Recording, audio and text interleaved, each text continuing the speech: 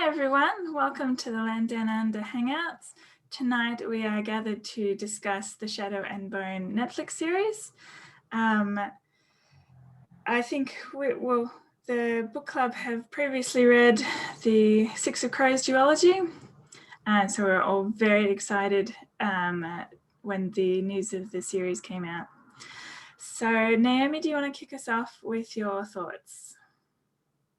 I actually really enjoyed it. I was really happy with how much of the actual book they did manage to get in the show, and how well they managed to integrate Kaz and the crows. Like, I was really afraid for when they first sort of said that the crows were going to be in it. I was afraid of what they were going to do to like integrate them. And I'm really happy with how they've put those characters into the story in such a natural seeming way. Like it wasn't they weren't shoehorned into the story.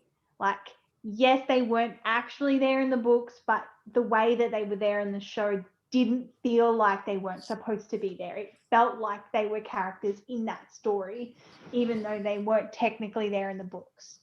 But yes, it wasn't exactly like the books was, but I really enjoyed how they gave the story.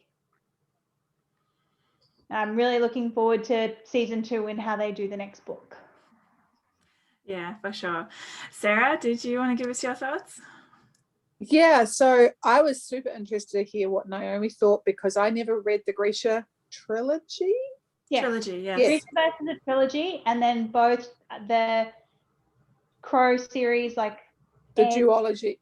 They're both duologies. So the Grishaverse is the only trilogy, and the other 2 series that she has, both the King of Scars series and the Six of Crows series, are both only duologies. Cool. So is the Scars stuff involved in this yet? So the Scars stuff is basically based after Six of Crows. Oh, okay, cool. So we may see some eventually, little, maybe, but yeah. It's basically the story following on after Six of Crows. Cool. Okay, good to know. So having not read the Grishaverse trilogy, Grisha trilogy, but read the duology and really enjoyed, I'm a sucker for a crew, like I love sci-fi with a crew, well, we're on a ship, we're a crew, we're doing a heist. I'm like, hey, I'm there, right? It doesn't matter. So that's speaking my language. And I was never really interested in the Grisha part of it.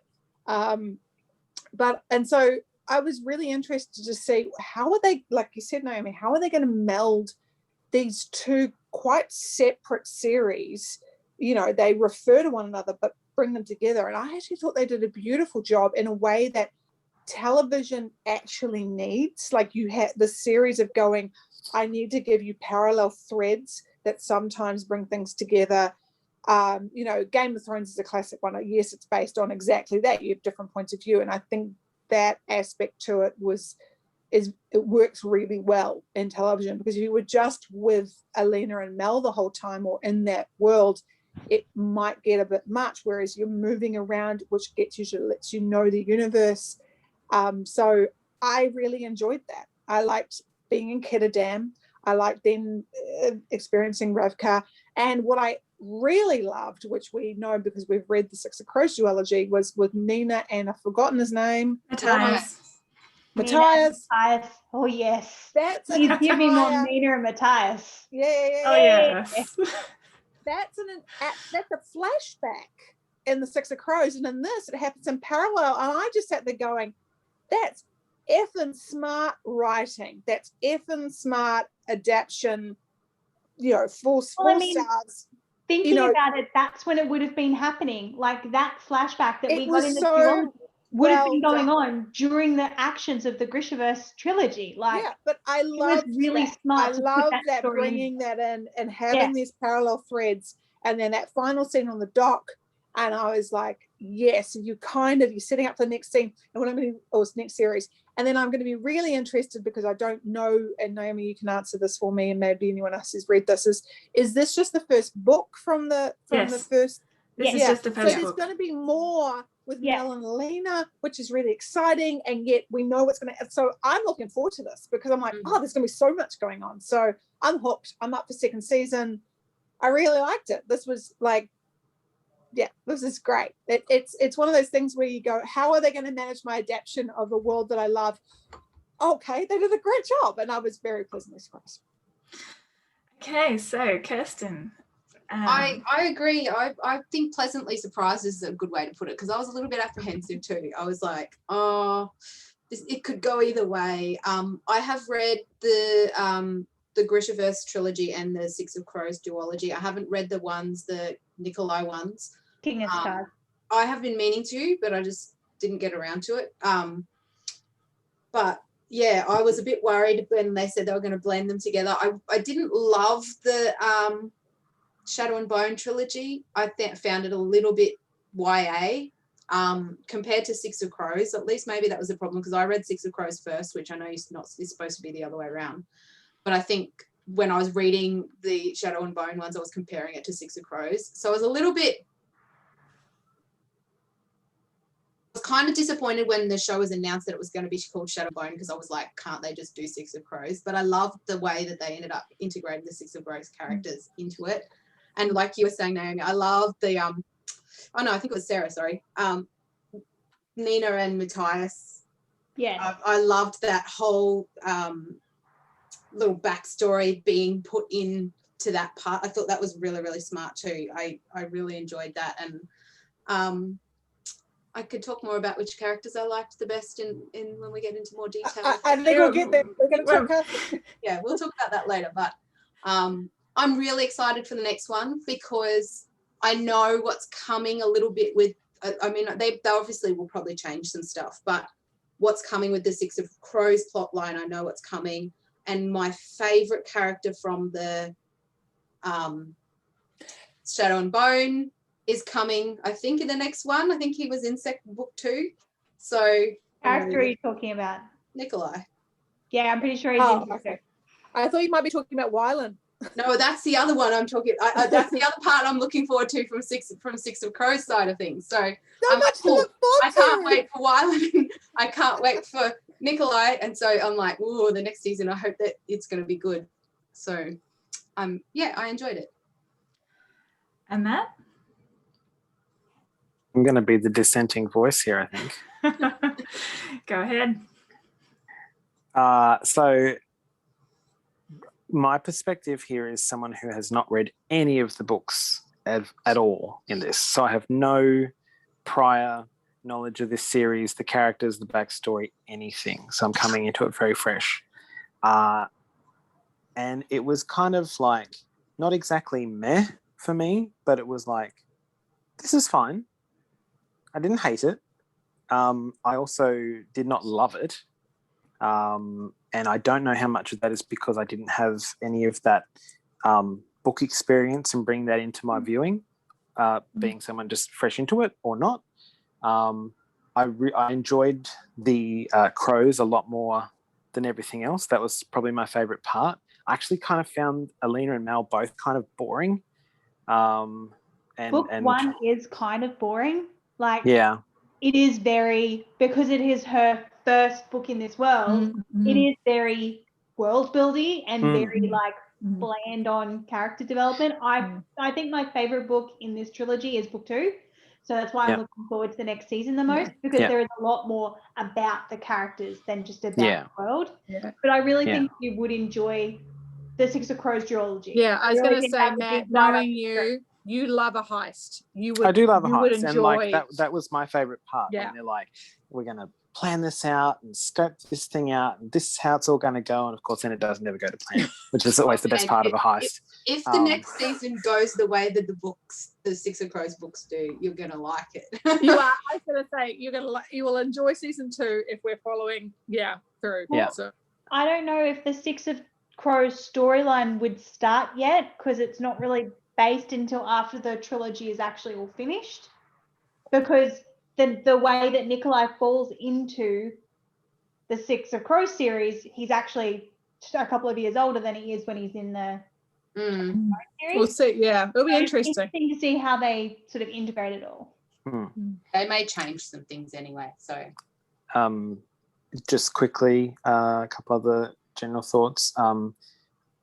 the integration of the two different stories and timelines was, I wouldn't, if I didn't have that knowledge prior, wouldn't have known. I thought that was pretty good. I was aware that from talking to Kirsten that these were set in different time periods, but I think it worked very well as a single story. Jesper and Inej they're probably my favorite characters from this series.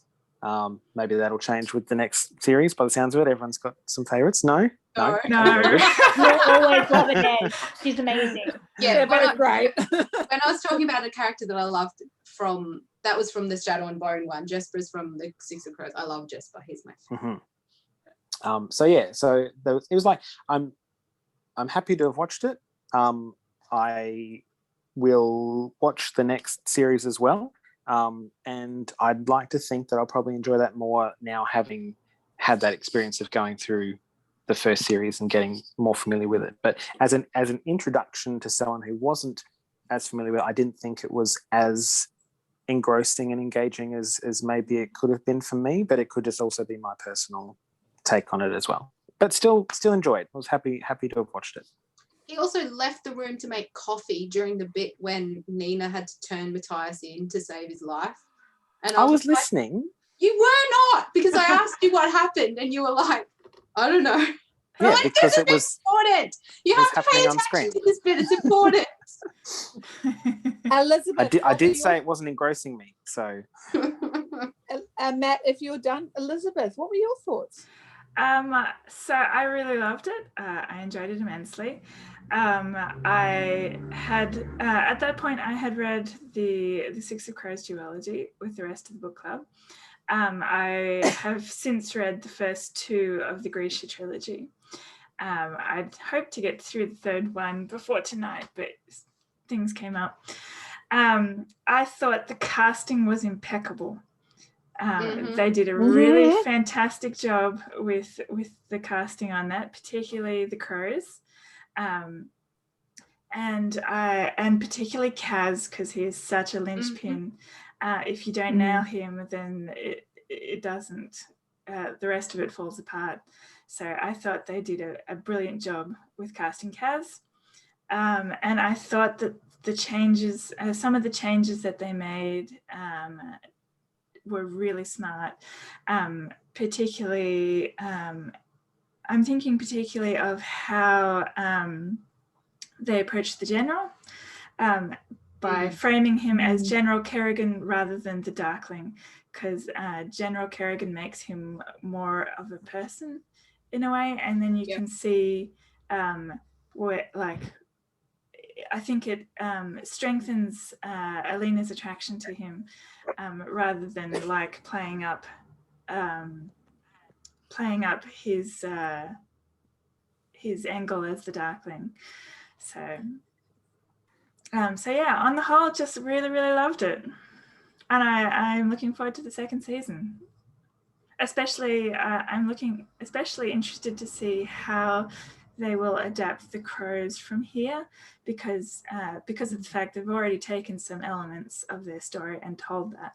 So they're going to have to maybe patch some holes or definitely do things a bit differently. They've got Kaz's backstory yet to tell. That is true.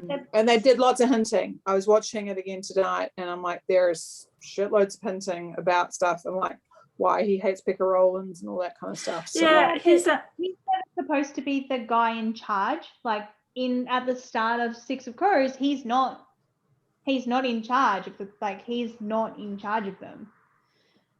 Can't remember the guy's name who is in charge of the Crows. Yeah, I've forgotten too. But it's not Kaz. That's what I mean. Like, I don't know if this is setting up for Kaz to lose the Crows, and that's why he has to do this big job to try and get them back. It could be one of those things where they're like, if they have that storyline in, it's going to be too many characters, and they're just going to cut that part out. Yeah. Kaz be the main, because sometimes the audience gets confused when there's more than one,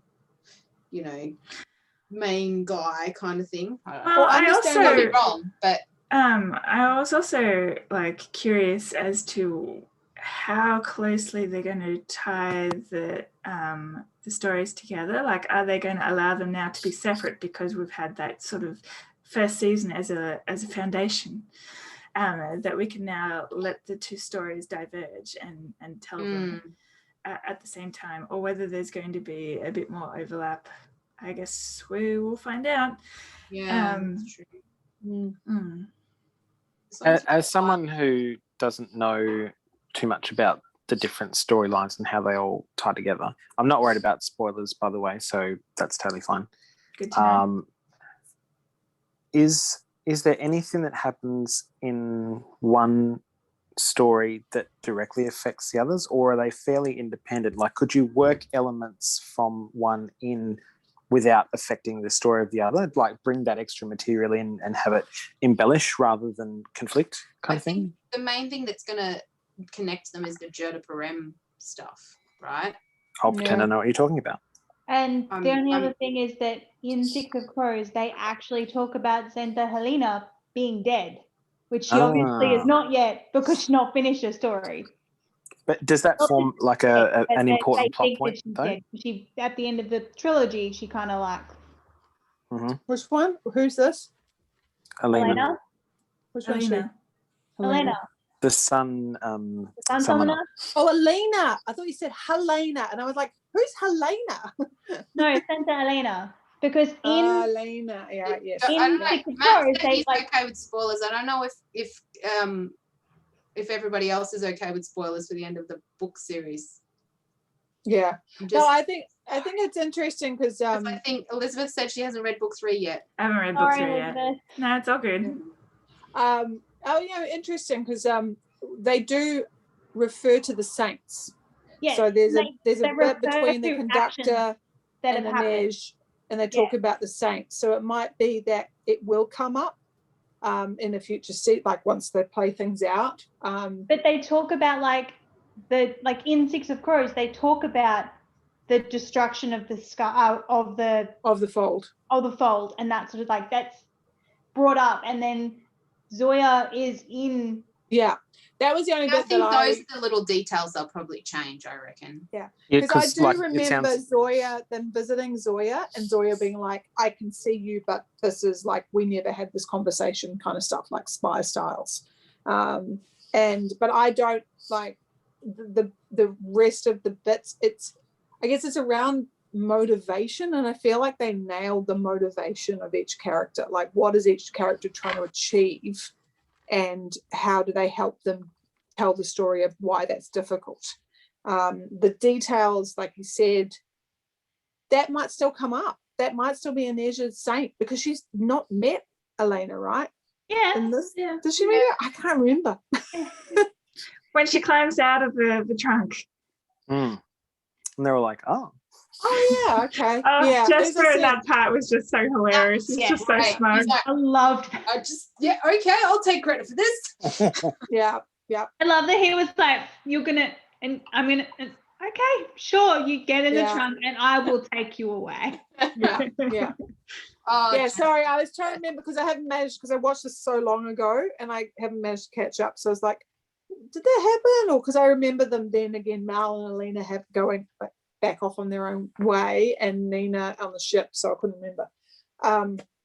But let's talk about casting, because one, I want to say Jasper was exactly how I imagined him.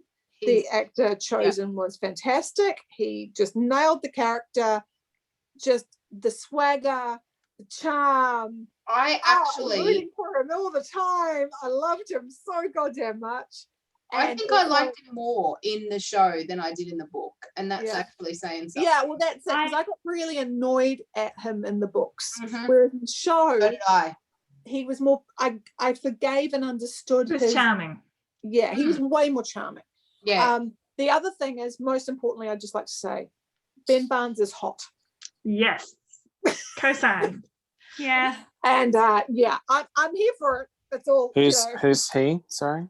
General Kerrigan. Ah, right. So I was like, okay. AKA Prince Caspian. or really? There you go. That dude from Westworld. That one too. I was actually pretty happy with like pretty much all of the castings. Mm. The only person I wasn't like 100% sold on was Jenya. Yeah, actually, I agree on that. The way that they talk about her in the book is that she's tailored herself to be this perfect beauty, and not that the girl that they've picked isn't beautiful, but like, you know what I mean? Like, I don't see her as a tailored beauty, which is what they keep saying Jenya is. Yeah, she didn't really stand out. That's the thing. Like, Jenya in the books is described as this beauty that stands out above all others, only second to the queen, and that's like, you know, that kind of lamenting beauty. And I just didn't get that from the person they had chosen. Interesting. Like, whereas it's interesting you state that, because the character in the show felt a little different to that, in terms of they actually didn't want to do that because they wanted to recede into the background a little bit, the way that it was written and they were playing it, which is a bit different from how it sounds on the page. So in the books, like, she is just like, she tailors herself to be beautiful. And like, I think at one point she even says that she doesn't remember what she originally looks like. She definitely says that. She doesn't remember what she originally looked like. Is it like, I think it's when she's talking to Elena and she's like, Elena says something about what she looked like as a child or something like that, and she mentions the fact she doesn't remember what she looks like.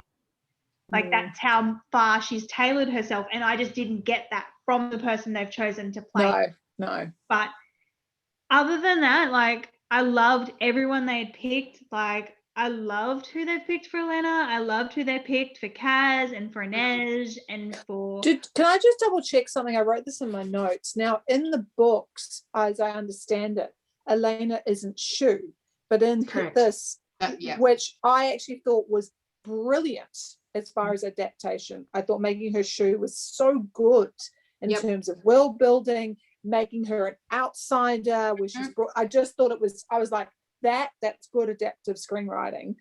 What did others think? I agree 100%. I really liked the fact that they picked who they wanted to have for that role, and they were like, well, we haven't picked an actress that is the race that we would need her to be, so we're just going to change it, and it's fine. Who cares?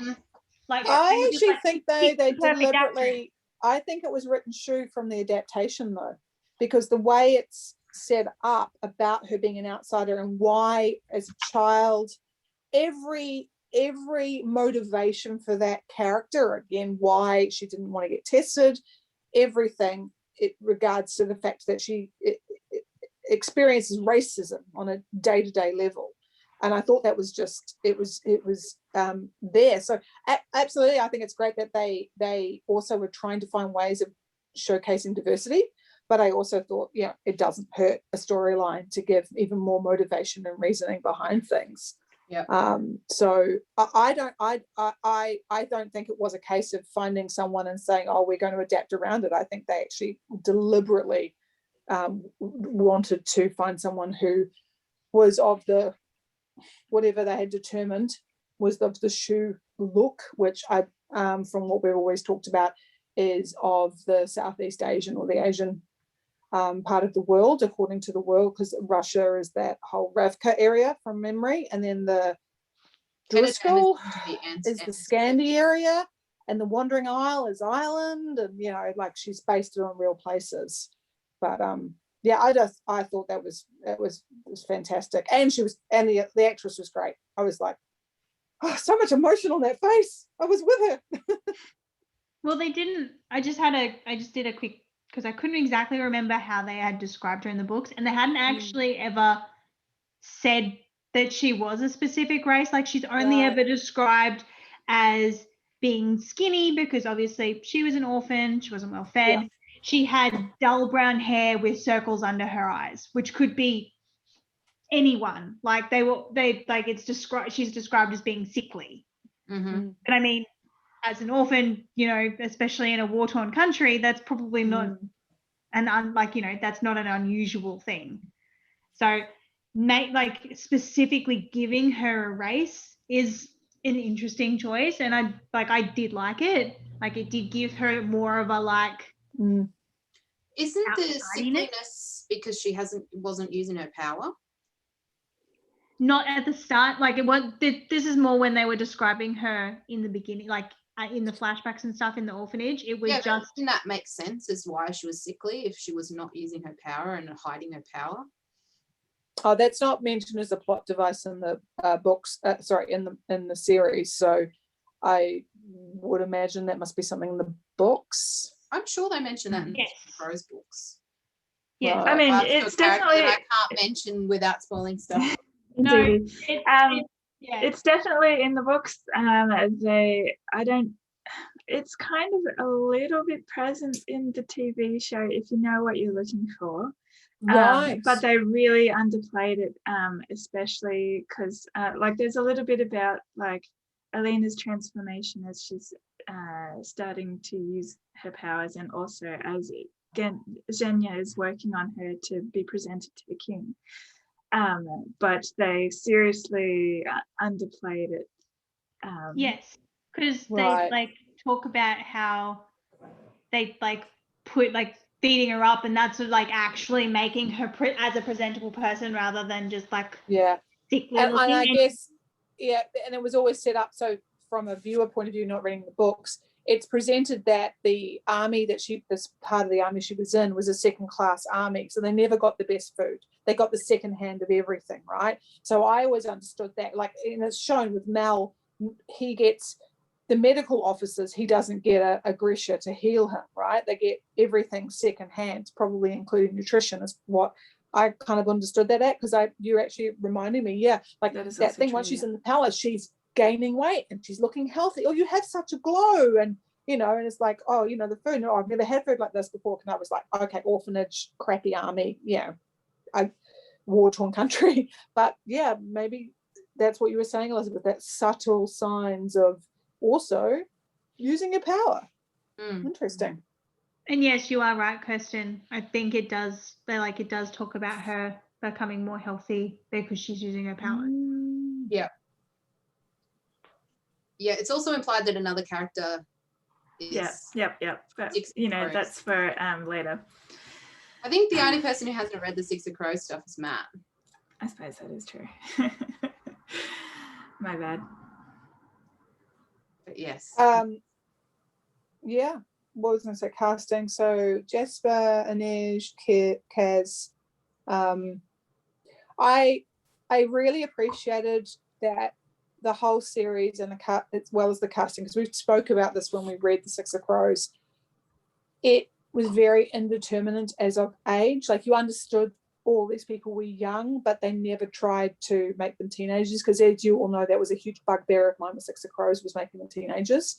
Whereas I was like, young adults, I get, or that you're in a world where you have to grow up fast, but naming age was always just it felt a little like the publisher had said, I need you to sell to this group of people. Whereas in this, it's very much like, these are young adults and they're finding their way and they're learning, and some of them have had to grow up faster than the others, like the people in the I was going to say Rotterdam, but that's a real place, not the place in here. Rotterdam. Thank you. No, I was like, what's it called? That's a real place. It's the almost real name. Sounds like it should be a fake place of Rotterdam, but yeah. I thought it was good. Yeah, I agree. I think I said that to Matt when we were watching, about how we talked about how annoying it was that they seemed so young in the books. And it's like, really? They're not acting like I get that the world is, they've dealt with shit, but yeah, I liked this. I agree, Sarah. I think they don't seem too young, but they don't seem too old, and you can't really. Yeah, I'd age them somewhere between 17 and 21 for like the younger cast people. Yeah. Which is a little bit young, but like not so young that you couldn't have been conscripted for war in your country, kind of thing. Like, you know what I mean? Like it's that kind of age group is young, but not too young, and it's old enough to sort of. And it also just makes you feel less awkward about some of the like tough subject matter that comes up, So I was just like, okay, I don't feel as awkward about this if they're in their, late teens, early 20s, as I would if they were 16.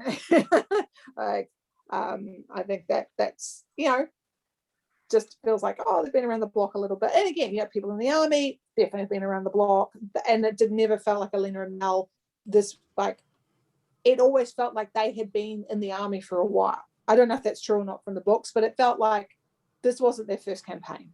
They'd been doing this for a while. They knew what's what. They were out in the field. They come back. They, back and forth kind of thing. It was old hat. Yeah, I thought they did a good job of that. I wasn't sold on the way that they did the collar.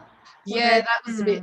Did not like it. That's not how I had pictured from how it's described in the book. No, it's not. It doesn't go into collar? it's just locks around her neck in the book. It doesn't sink into like that. This is the bones? Yeah. The antlers. I It's think they supposed just to did that to actually make it be- look more cool in the show. It's supposed to actually be a collar. Like, it's Yeah, supposed and to it's like just locks be. that she can't get Right. off. It's not like in her skin like that. That creeps me out. But I think that's a good choice in a way. It really gives a visceralness to it. It's And good. Sorry, I was just going to say it's a good way to show visually without explaining that you can't just take it off. Yes, I did not like it. I was not a fan of it, and I wanted to go away, please. It was not nice. Yeah. It was, I Give me thought, the though, creep. agreeing with Elizabeth, I liked it because of exactly the shortcuts you just mentioned, Kirsten, is like it's very quick shorthand of going, this is done. Like, it's integrated as part of her. But I also thought it was a really good character device in kind of showing that he's gone too far. Like, you can't redeem yourself from that. Like, there was always this, and then it was like, oh, right, he's gone right. It's so far to the other end, which is useful as terms of setting up a villain and having to, overcome, and what's going to happen in the second book as well. So, yeah, I mean, it's uncomfortable and unpleasant to look at, but it did a lot of work very quickly, which in more ways than possibly had been written on, than it could have been if you had to have exposition around it from being written on the page to make sense. I remember when I first started watching and the Netflix like rating thing came up and it was like strong horror violence or something in the corner, and I'm like, really? Because I read the books and there wasn't anything that bad. And then when that bit happened, I was like, maybe that's what it's talking about. I mean, I suppose that They're in the fold and the Volpra coming in. Yeah, but I pretty didn't think that was that horror-y. scary, and I don't like scary things, so I didn't like. I don't know. Yeah, the bones in her skin gave me did not like a it. little bit of I like- bloody horror there, yeah. But like I the thought the Volcra were fold- just violent. Yeah, I mean, there's CGI, I get it, but it was one of those things of like, oh, there's big bats and dragons after us, but saying that, I thought the fold itself, like, I felt the immenseness of it. I felt it was very well imagined.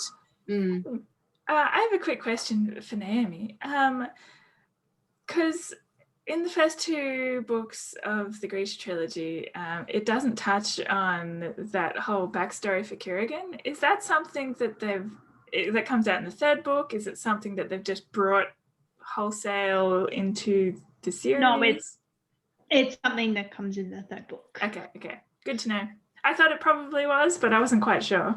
I couldn't remember that was third book. I thought it must have been earlier on, but I thought it was too, and I went digging, and I was like, "Oh, you're from the third book. Oh, okay." Because by the time we get to the third book, she's trying to humanize him a bit, and you're like, "It's too late." Too late. Yeah. Put bones in my gal. But also, like, it's Ben Barnes, and I'm like, "You've made me love him, but also I don't love him. Please stop." You see, it was interesting then at the point at which they introduced that in the TV series, because by the time it comes in the TV series, you've realized that he's gone too far. And you're not trying to humanize him with that story per se. Although I think they do a really good job of straddling the line as to whether he's only manipulating her or whether he actually genuinely loves her, even though he's just a terrible person. I remember that in the book too, though. I remember when especially the first book, I was like, well, I don't know about, like, I don't trust this guy as far as I could chuck him, but I don't know if he's actually wants bad for her or not. And then, like, at a certain point, you're like, oh no, he's definitely bad. Yeah. Yeah. I don't know if it's like the second or the third book, but like at some point you're like, oh no, this dude evil. He's straight up evil. Oh no, that's not what I'm saying. It's like No, you know what I he's mean evil. is that in that first book, you're like, well, maybe he's not like super evil. Maybe he's just like dark gray. But like you get to a point where you're like, nah, dude, that guy's evil. Like soup's evil. Yeah, but my point is not that he's evil, but whether he genuinely loves Elena or not. I don't think think he does. I don't know from the books, but I certainly got the He loves feeling like, power. yeah, I think he was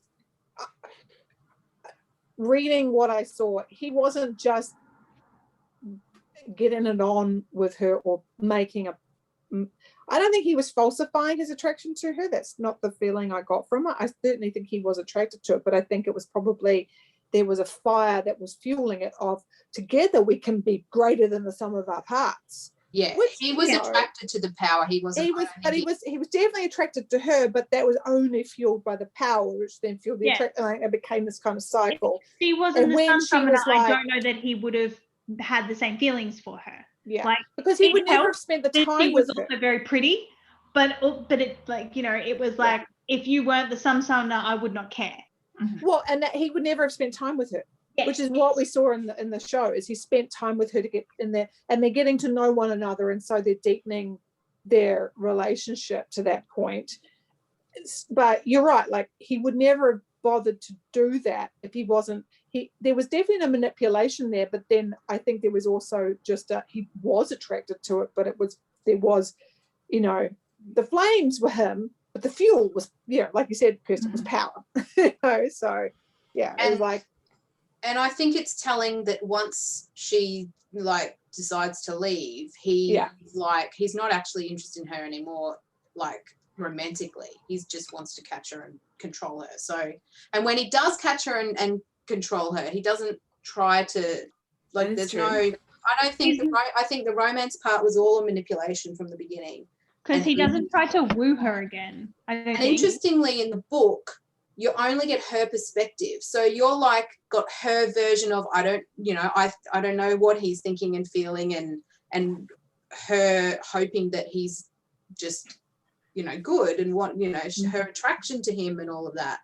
But you don't get, like, I think you get a more of a different view in the show because you're seeing more of an outside view rather than just seeing more perspectives rather than just from her eyes. Yeah. Mm-hmm. Mm. But he's interesting. I remember Matt was, when we first started watching it, Matt's like, is he bad or is he not bad? And I'm like, I'm not saying anything. I mean, that's probably part of the reason why they called him General Kerrigan and not the Darkling. Because like, exactly. If you name a character the Darkling, it's like calling your character Darth Vader. You know he's the bad guy. Yeah. Like, I think that was a very smart choice. Yeah. And there was also there was a whole conversation about, they call you the Darkling, and him being uncomfortable with the name, like not owning it or pretending he doesn't own it, I'm not sure about that. Because in the books, he doesn't really he shies away from his name. He doesn't shy away from being the Darkling. That is who he is. Yeah. But as far as a manipulation or trying to form a bond with Elena, or who knows? Is Zoe Wanamaker's character in the books? Yes. Cool. Yes. Barbara is in the books. Oh, right. Yeah. No. Yeah, Sarah? You're frozen, Sarah.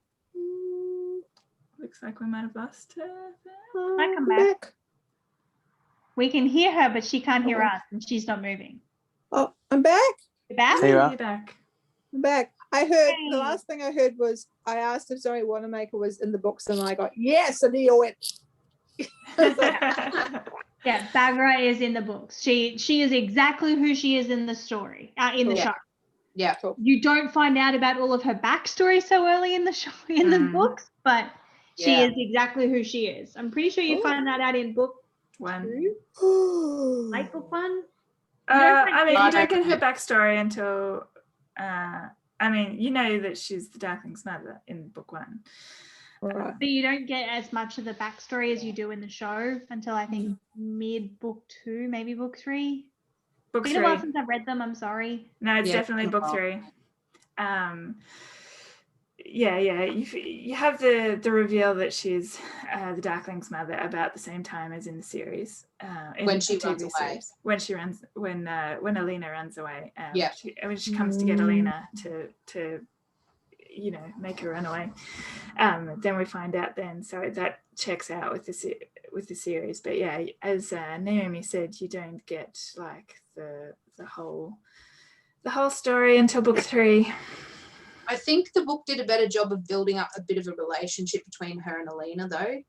Like the training and the trying to get the power to work, and how long it felt like forever in the book for her to get the hang of her power. And that felt like Alina really just kind of just got her power. Like she was just like suddenly like, pooh, I can make light now. And in the books, it really felt like she had to struggle for it, and she really fought to like learn to control her power. And it didn't feel like that in the show. And I don't know if that's just because you were watching it rather than reading it, so the passage of time felt different.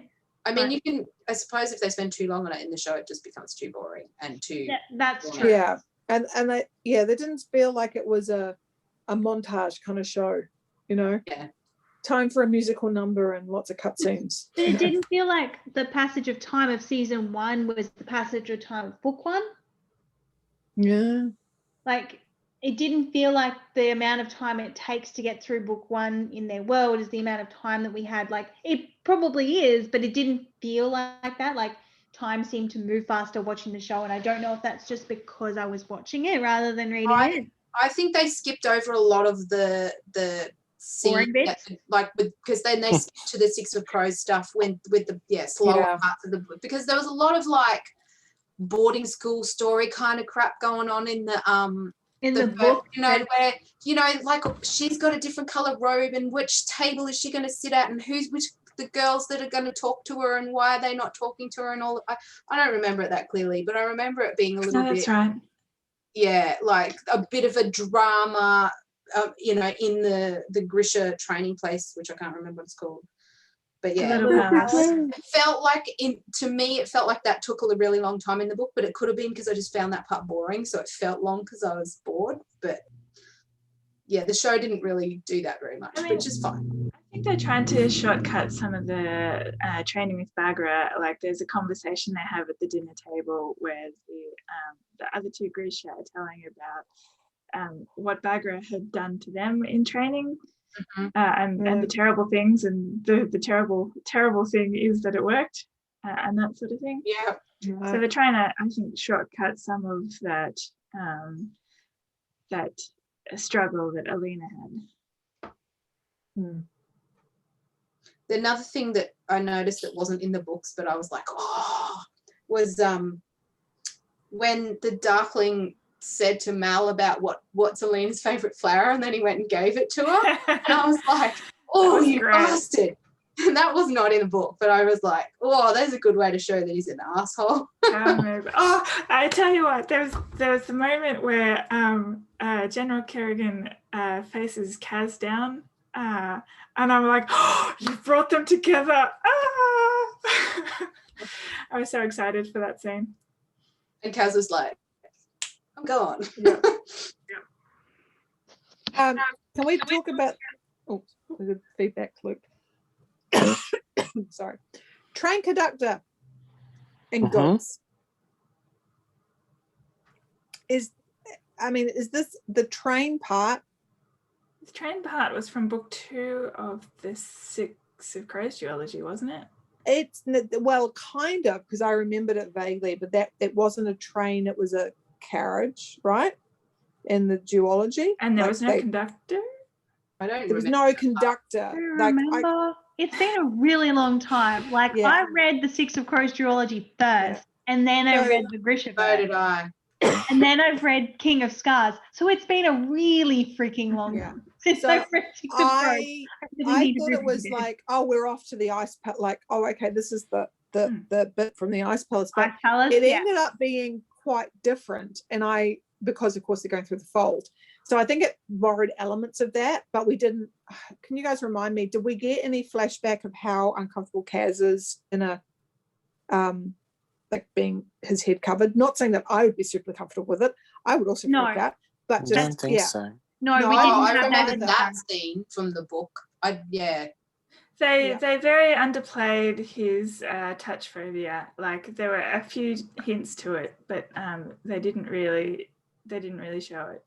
I think they might be saving to do, like, I mean, they've only got so much time so far, so I think I they've definitely think alluded they'll to play it it a up little in bit, like the gloves. He was always wearing the gloves, and so I think that would make. I'm hoping. Yeah, and they called him come back dirty to it. hands at one point. They did call him dirty hands. And I think like in basically the first scene with him after we finish down in the Crows Club, when he goes up to his room and he takes off his gloves and he starts washing his hands, and then Inej comes in, and that's like the first time we see Inej. But like they do underplay it for the series. I think they'll bring it forward for season 2. Especially since, sorry, Kirsten, especially since they set up with Inej in the scene where she's getting ready to say goodbye. So they're starting to bring that forward. And I think they'll to lean more on that, they're going to have to bring forward his touch phobia. That's why I'm wondering if that's one of the things, like if they don't want to start doing the ice place, that heist with the ice palace thing. I want the heist. I really want that too. It's a really good location. It'll do great on CGI. Like I was like, oh, this will look so good in CG. The ice palace and Wyland, he's in his element. I really want. Yeah, I mean, Matt's disappeared again, and this is his jam. I can't wait to see who they cast as Nikolai and Wyland. Like, I am so excited to see who they cast as Nikolai, because he's probably one of my favorite characters in the Grishaverse series. All of them. Praise. Anyway. I've met him in the second book of the Grishaverse, but I look forward to. Oh, he appeared in book 2 of the Six of Crows, didn't he? He's in the Six of Crows duology as well. Yeah. Where was he in that one? Remind me. He's the pirate. What's his name? Sorry, I can't think of his name, and I feel really bad about it. He goes by a different name. The Scourge or something? Yeah, that all rings a bell to take. Yeah, okay, right. Okay, cool. Hang on, I'll look him up. Anyway, it was all to say that I really enjoyed the conductor. I enjoyed the scenes with it felt really good, and I especially liked the goat part. Like that was quite good. I loved the goat part, and I did too. The goat had the bullet around was it a bullet? Yeah, it was a bullet around his neck, and then that's what Mal used to get out of his cuffs. Yeah, and I just loved that because I was thinking, I think this has been written for the show, drawing on elements, but like that is paying attention, people. I loved it. And having Jesper just cuddling this goat for the whole entire ride. Just watching the bit where the conductor says what he needs, and he's looking around and he looks at Jesper, he looks him up and down and goes, and a goat. And so he already had signed it up. Yeah. That this guy's going to need something to hug. And I love that. It's a great moment to go back and rewatch. So I watched the series on my own, and then I went back and rewatched it with my partner. And yeah, you see him look at Jesper and size him up and go, oh yeah, and we're going to need a goat. And I love the fact that the conductor asked for a goat, and Jesper didn't just get a goat, he got a little baby goat. Like, he didn't get a full-size goat because the guy just said a goat. He didn't know what it was for. He got a tiny little baby goat, which says to me this wanted something to cuddle. Yeah. Also, having known some goats in my time, big ass goats are big ass pains in the ass. That's what I mean. Like, he could have gotten a regular, like a full-size freaking goat. My God. Oh shit, it's coming for me. Oh, horns that way. Yes, I I'm looking forward to seeing what they do in Yeah. season 2 with the new characters, how they build and what they have. And I'm just, It's so funny you say that, because when I said, oh, I'll look up to see what Nikolai's other name is, and then when I started writing Nikolai Lantsov, and then the next thing that Google, like, you know how they it predicts what you want, and it's an actor, and I'm like, we're not the only ones wondering who the actor is going to be. they haven't picked it yet by the looks of it. But I did yeah, do a it looks like a Google few before. I'm people like, Googling it, not just us. Yeah. yeah. Because I looked at it before and I was like, these are the fan people. I'm like, I don't want either of those people being my Nikolai. No. No. I liked that Jesper got to have a bit of a role in the hay. I appreciated that. I like that. Love that. Literally. Yeah, that's what exactly. I was like, oh, I see what you did there. And I love that, like, Jesper's shooting ability was actually used. Like, you know, it's always talked about that, you know, he can shoot anything, anywhere, blah, blah, blah. But, like, he was just beautiful. It was great. It was great. And I thought it was a good way to show his lack of impulse control. Like, I'm supposed to be doing this thing, but this guy's hot, so I'm just going to get sidetracked. Yeah. That's what Jesper does. I'm supposed to be doing this thing, but I'm going to do this thing. Gambling, not so much, but hot guys, here for it, Jesper. Please feel free to just continue down that path, Jesper. Please continue. I loved it. I'm here for it. Mm-hmm. Yeah. Yeah, it was good. It was good. And I you know, I like that. I also liked, and actually the actors talked about it a bit. I actually really liked the scene between Kerrigan and Elena with whether it was getting a bit spicy, a bit hot, and the consent aspect to that. I thought that was really cool. And the actors actually talk about that, and they said that it was really important to them and to the screenwriters that it was very much shown as consensual because there is this power play. And you know, and everything. So I also really liked that scene and like, see, you can do it in a sexy way. Yeah, it's especially cool too because like he's the villain, and yet he will still ask for consent. Like if he can do it, Which is why it was such a put great a fucking bone in her chest, but like that's what I liked because then when he goes to that point, he's got like then you go, yeah, you're irredeemable. You are redeemable now. Like that's the thing. You can't like there's like anyway. You guys get me. I get you. And I think that going back to what I said earlier about the book being in her head, in the book it was very clear that she was consenting because you were in her brain and you knew that she was like wanting this to happen. But if you're watching it from the outside on a show, it's harder to see that. Like you're not getting her thoughts and you're not knowing what she's thinking. So I think they did a good job of that. Yeah. And I also think the fact that there is a power dynamic there, that's also really important, is that, you know, he is in charge of the army. He is such a superior.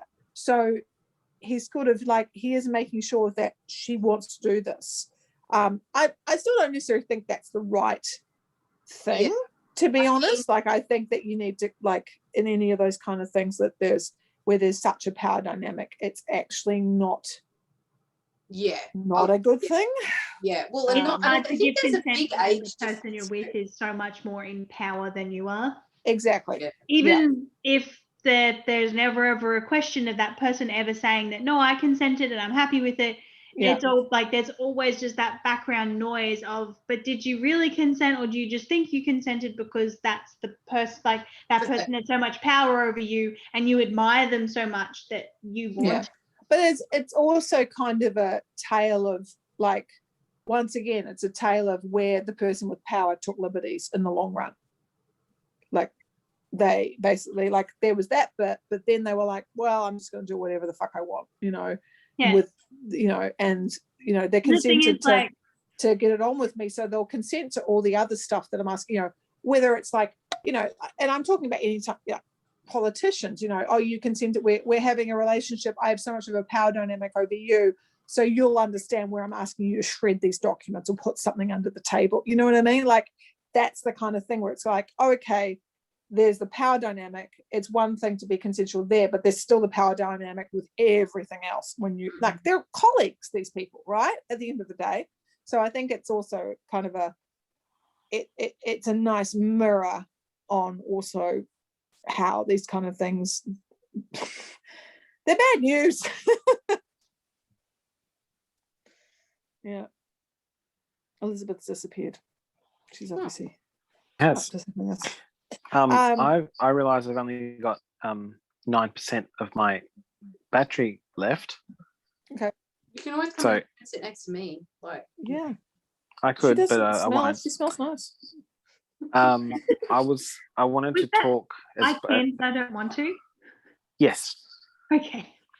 wants As to play boring the as it, game. what? He Yeah. wants to play your As game. boring as it might be, I wanted to quickly talk about production stuff. Yep, please. So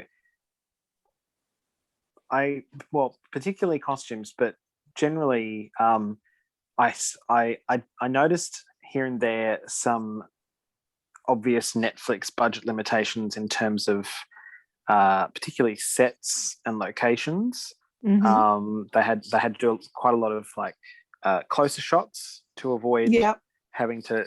But that said, they did use what seemed to be some fairly good actual sets, like the big Palissy place that looked like it was actually a real place somewhere. And I think that's, well, they filmed in Czech Republic. That's where the Budapest is, right? No. Yes. Czech Republic, yeah. Oh no. No, it's No, not. that's Hungary. Sorry, Hungary. yeah. They filmed in Hungary. Sorry. They're right next to one another. I went through one to get the other. I know they're not the same, but I couldn't remember. They filmed in Hungary because they were based in Budapest for they were all based in Budapest for the filming, which means you get access to amazing palaces and all those rooms and stuff. And yes, it makes a huge difference when you're like, I just walked in and all the furniture's there. Yeah, it's all here. You Yeah. just change a couple of bits and pieces. Yeah. What did you guys think of the costumes? Like, I know there's a lot of like military costumes going on. That's a big part of the aesthetic there, but there was some other interesting stuff, like when they had the was it a ball or a dinner or like a where he's presenting Alina to everyone? Yeah, like that kind of. There's a bit of a mix of stuff there. Yeah. Did anyone notice? What did you get? Well, I guess, what did you guys think of the kefters? Spot on for what I would imagine, yeah. And I mean, they've nailed the embroidery as well. Like you can see what everyone, like what all the Grisha are, just from looking at their coat. By noticing what the color it is, what the embroidery is, will tell you exactly what they can do.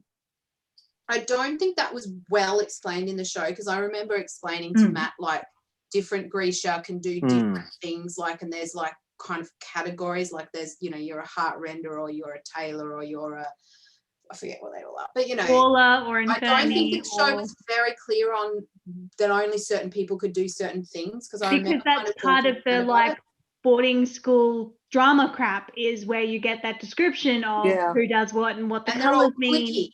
You know, like, well, these guys only hang out with them, and they hang out with them, and they, you know, they don't mix them. And you don't really get that unless you get the boring boarding school part, which is part of why there is the boring boarding school part, but I know why. True. I think there was some nice elements where they like kind of talk to it though. Like there was talk of like, I need a infirmary, you know, I'm a tailor, I'm as rare as you are, right?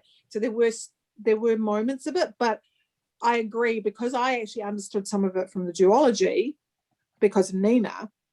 Yeah, I did have that, whereas I'm not like Matt is the only one who can kind of speak to it because he doesn't know any of it. Whereas, did you understand that certain people had, like, I thought the colours of the kefta, which were very beautiful, were like, oh, they're all different colours. That must mean they're, you know, different sex.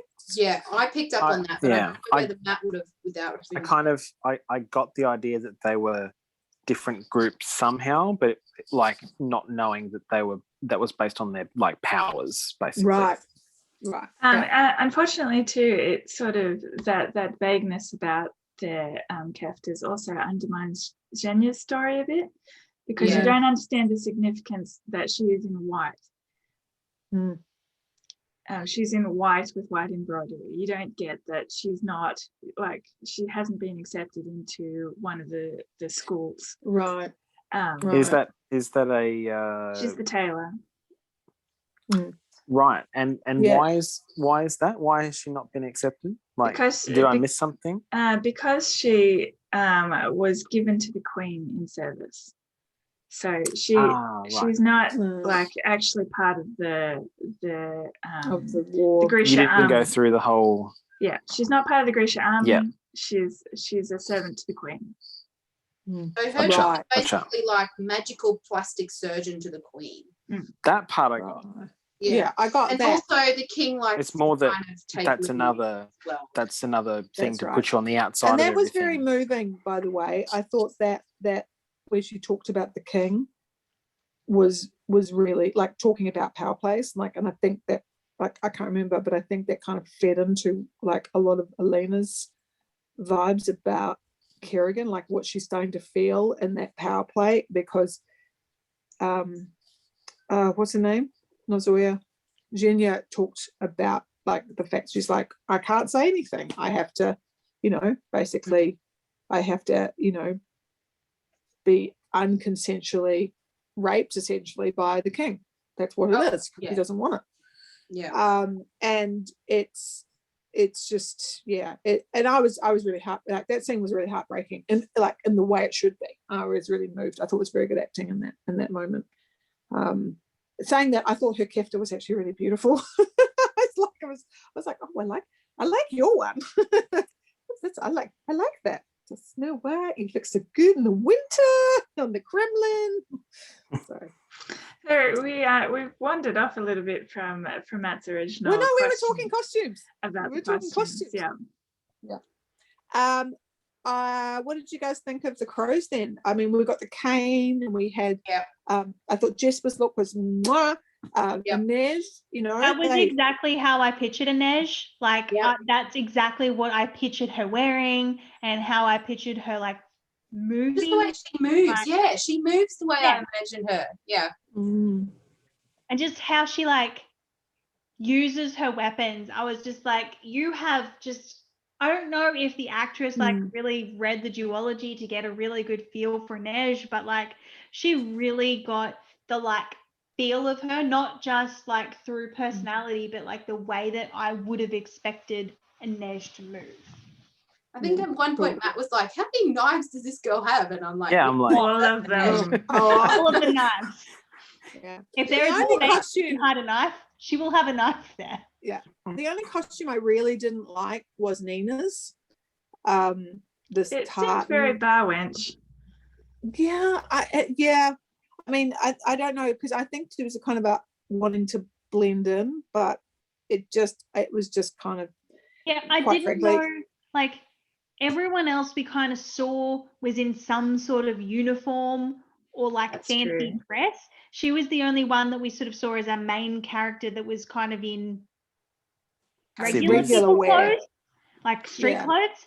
And I don't know if it just looked so out of place, because we didn't really see a lot of like street clothes people, like, because a lot of the setting was in the war, like in their camp where everyone was wearing a uniform, or at the little palace, or in a fancy party. Like, we didn't really see a lot of, like, when we're on the street, a lot of the characters we saw were either soldiers in uniform or people like, like, I mean, that's fair, performers, or like rivalry people holding horses. Like, we didn't see a lot of regularly dressed people. So I don't know if it was just that we didn't really get a good picture of what regularly dressed people in this world look like, and that's why she looked out of place, or if it just seemed out of place because it wasn't in theme with the other clothing that we seemed to like. It didn't seem the same. I think it was I think we saw a few people like in Ketterdam, who were, admittedly, it's not regular people, right? They're people who own brothels and people who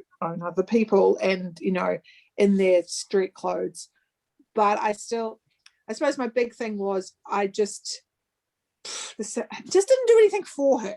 Like, it just, I'm like, well, I don't know if it was like, I don't know if that was just because she was undercover, and that's why it was kind of like an ugly outfit. Yeah, the Nina that I just- know would not dress like that. Yeah, that's And that's the thing I was going to That say. was the thing. It felt out of character for her. It really Yeah. felt out of Like, character. I don't And know if it was because she all was her fighting she did, it just also felt like she's someone who is prepared to fight. She's a fighter. She's a rebel. It just struck me as somebody who, yes, would want to blend in, but also would, because the problem was she was also not blending in because it was like, what are you wearing? It was a bit of that aspect to it, because she was the only person who was wearing tartan the entire time. Brown tartan. Anyway, so you asked Matt. I didn't like that costume. That's good. But the thing with costumes in movies and TV shows is they're not just clothes, they're supposed to tell you something about the character. And I didn't feel like it quite fit with her character. But Yeah, because even Elena wore several different costumes. She wore her cartography costume. She wore different keftas. And like you said, it told you something about her at every stage. But I thought the people who played Nina and Martaz had good chemistry, and I looked forward to seeing more of them. Yeah. So I thought that was good. I was like going, oh yeah, feeling the vibes here, feeling the Also, vibes. Also just a little bit heartbreaking knowing what's coming. Yeah. I know. The moment But also, that she was like, he kidnapped me, I'm like, no! I actually I was just like seeing it as opposed to reading it. I was actually like, oh no, you didn't. Because I've read it and I know where this is going, I was just like, no. So I'm likely to get around to reading it. Totally. So what's the go? So Nina got Matthias said he was a jailed. slaver. Said he was a slaver and got him falsely jailed. Yes. In this like awful prison that like fights its people against one another for like performances and stuff to the death.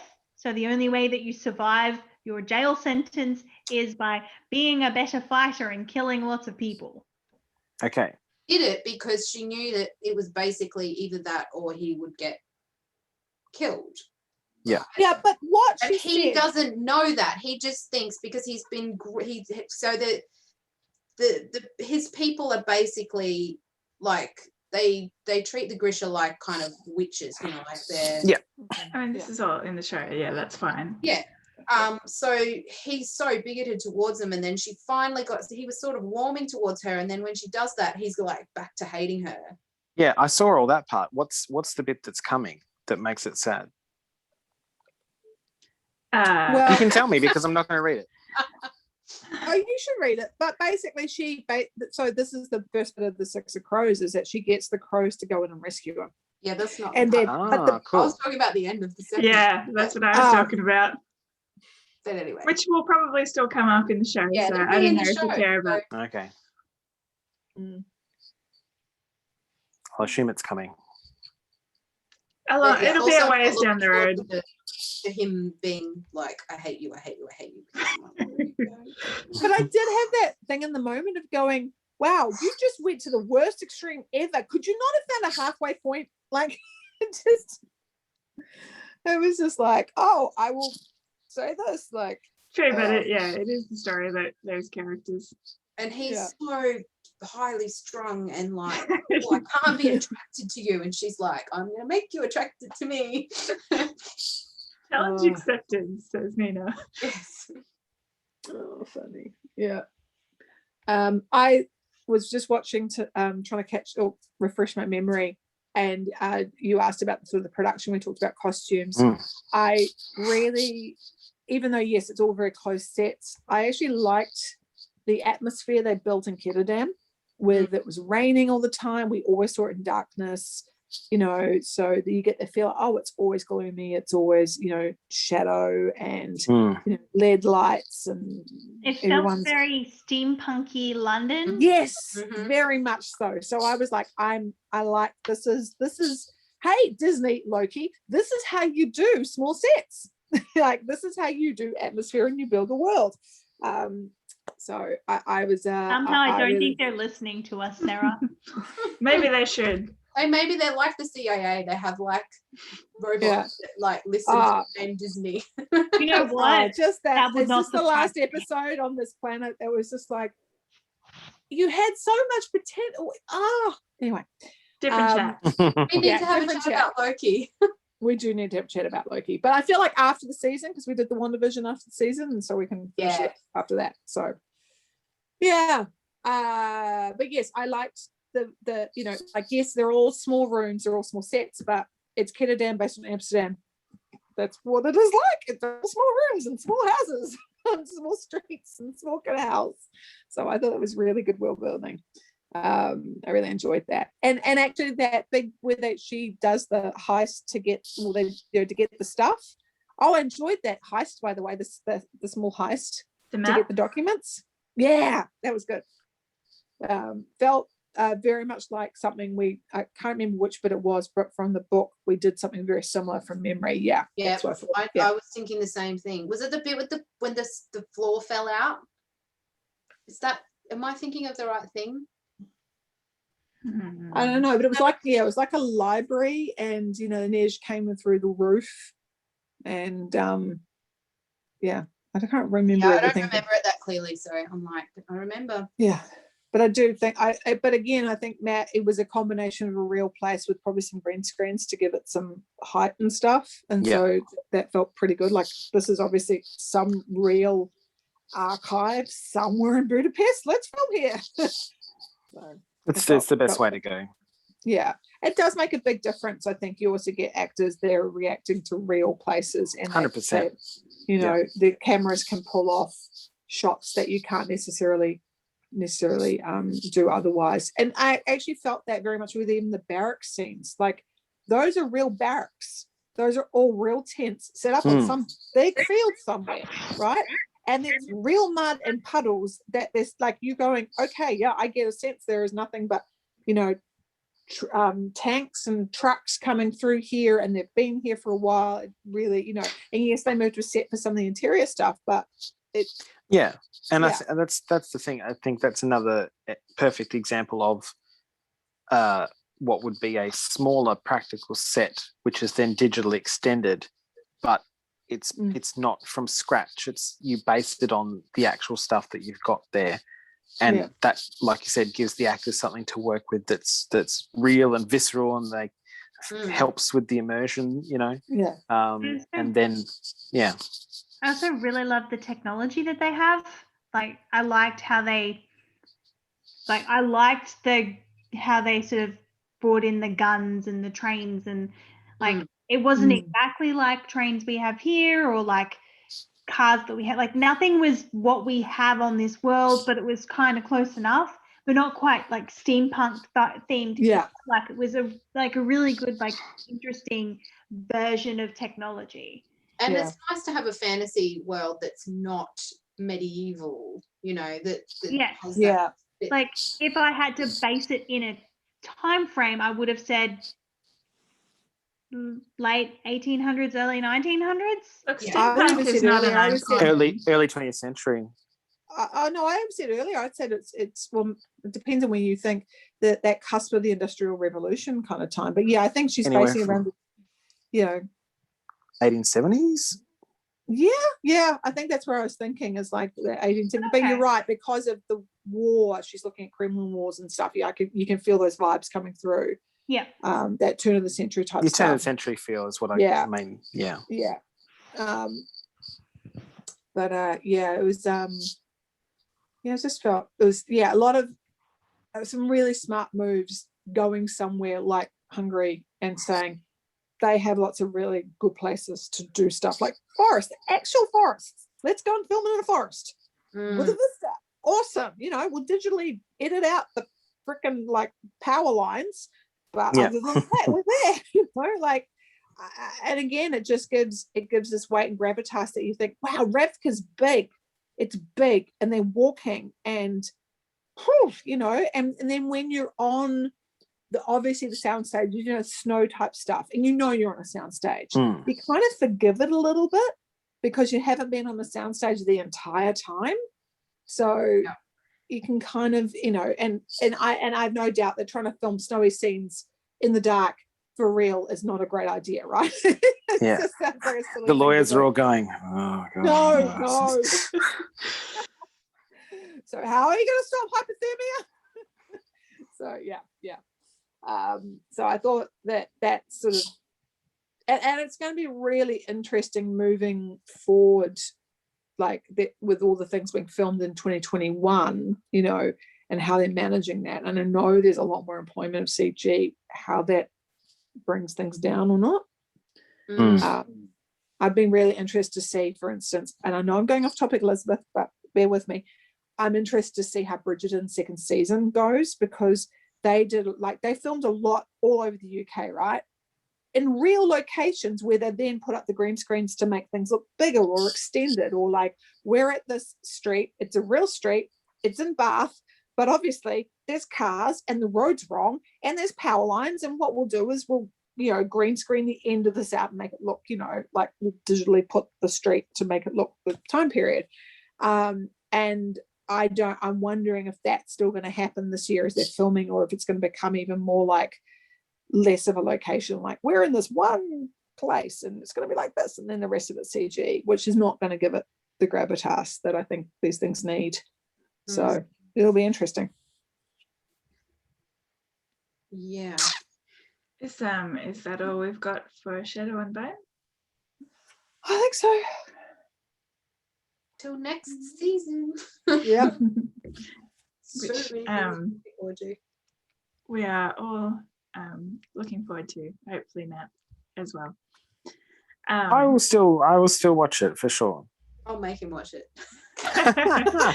Told. Well, Wow. it'll be more, I will be watching it and he will be like, well, I can't play video games because Kirsten's got the TV, so I might as well come and watch with her, because what else will I do? I said at the start, I didn't not like it. It was just not coffee during pivotal moments. I didn't. Anyway, bye. Anyway, thank you everyone for joining us. Our next main read is Catching Telacrow by Emblene and Ezekiel Quaimolina. That will be happening in July, so we will see you then. Bye.